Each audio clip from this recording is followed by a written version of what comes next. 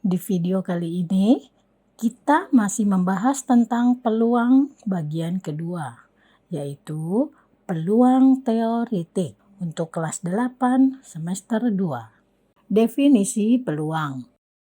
Peluang teoretik adalah perbandingan antara frekuensi kejadian yang diharapkan terhadap frekuensi kejadian yang mungkin atau ruang sampel. Konsep peluang. Menurut laman resmi dari Kementerian Pendidikan dan Kebudayaan, peluang teoretik ini secara tidak langsung membantu menentukan seberapa sering suatu kejadian terjadi selama beberapa kali percobaan. Peluang teoretik dapat ditentukan meskipun tidak dilakukan percobaan.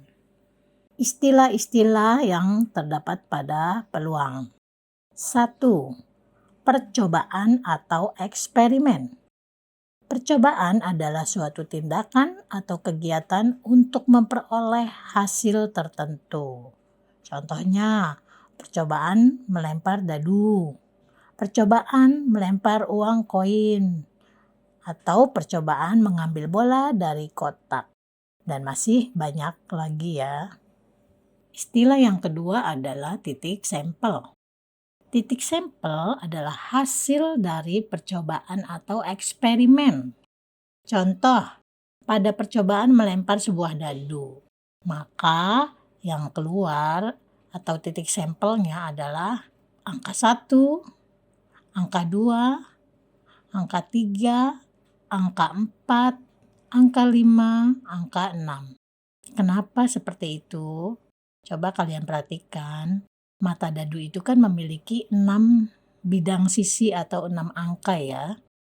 Nah berarti titik sampelnya otomatis yang akan keluar jika dilempar kan bisa jadi yang keluar mata dadu 1, mata dadu 2, mata dadu 3 dan seterusnya. Contoh lain adalah percobaan melempar 2 buah dadu. Nah yang disebut titik sampelnya seperti apa? Oke, coba kalian lakukan percobaan ya. 2 buah dadu kalian lempar bersamaan. Pasti yang akan keluar kemungkinannya adalah dadu 1 keluarnya mata 1. Yang dadu keduanya bisa jadi keluarnya juga mata dadu 1. Nah itu, yang keluar itulah yang disebut dengan titik sampel. Nah menurut peluang teoretik, kemungkinan yang akan terjadi pada saat kalian melempar 2 buah mata dadu itu adalah kemungkinannya keluar 1 dan 1. Lalu 1 dan 2. 1, 3, 1, 4, 1, 5, 1, 6. Atau mata dadu 2 dan mata dadu 1. 2, 2, 2 dan 3, 2 dan 4, 2 dan 5, 2 dan 6, dan seterusnya ya. Sampai 6 dan 6. Contoh percobaan lain adalah melempar sebuah uang koin. Nah, coba kalian perhatikan ya uang koin. Pasti ada sisi yang bertuliskan angka dan sisi yang bertuliskan gambar ya. Berarti titik sampel dari percobaan 1 buah uang koin adalah angka dan gambar. Lalu bagaimana kalau percobaannya melempar 2 buah uang koin? Nah, jika kalian lempar bersamaan kedua koin itu, titik sampelnya yang keluar kemungkinannya adalah angka dan angka, angka dan gambar, gambar angka, atau gambar-gambar. Istilah yang ketiga adalah ruang sampel. Ruang sampel adalah kumpulan atau himpunan yang berisi seluruh titik sampel yang ada. Ruang sampel biasa disimbolkan dengan huruf S besar ya, yang berarti adalah semesta. Contohnya, seperti tadi ya, percobaan melempar sebuah dadu. Jika titik sampelnya seperti yang sudah kita bahas tadi adalah keluar mata dadu 1, 2, 3, 4, 5, dan 6, maka yang disebut ruang sampel adalah jadi gabungan atau himpunan dari titik-titik sampel ya. Oke, kita gabungkan yang titik sampel tadi dalam sebuah himpunan. Di sini Ibu simbolkan dengan kurung kurawal. Oke, jadi ruang sampelnya kurung kerawal 1, 2, 3, 4, 5, dan 6. Oke, contoh untuk percobaan melempar sebuah uang koin. Jika titik sampelnya adalah angka dan gambar, maka ruang sampelnya adalah himpunan atau gabungan dari titik sampel itu ya. Kita rangkum dalam sebuah himpunan atau kurung kerawal. Angka dan gambar. Setelah kita memahami tentang istilah-istilah yang ada pada peluang, sekarang kita mulai belajar tentang cara menyusun ruang sampel. Ada 3 cara untuk menyusun ruang sampel.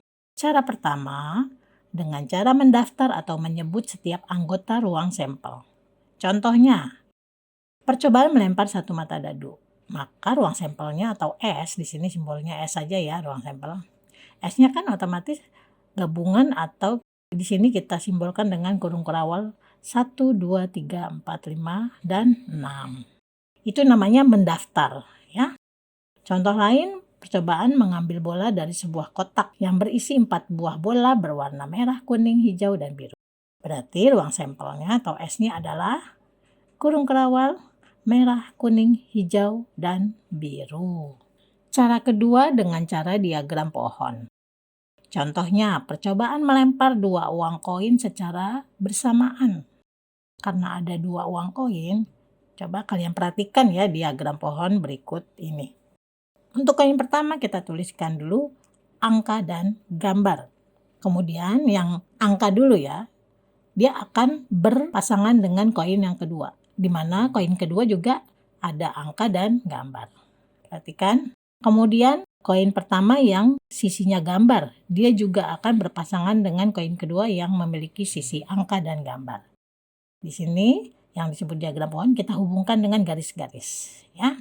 Lalu pasangan dari koin 1 dan koin 2 akan menghasilkan di sini angka-angka, angka gambar, gambar angka, dan gambar-gambar.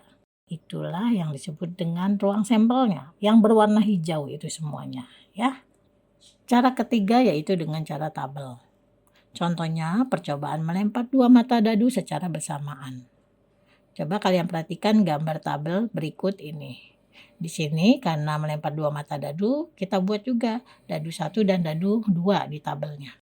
Dadu 1 memiliki 6 mata sisi, yaitu 1, 2, 3, 4, 5, 6. Begitu juga dadu 2. 1, 2, 3, 4, 5, 6. Nah, pertemuan atau pasangan dadu 1 dan dadu 2 menghasilkan titik sampel 1,1, 1,2, 1,3, 1,4, 1,5, 1,6, 2,1 dan seterusnya ya sampai 6,6.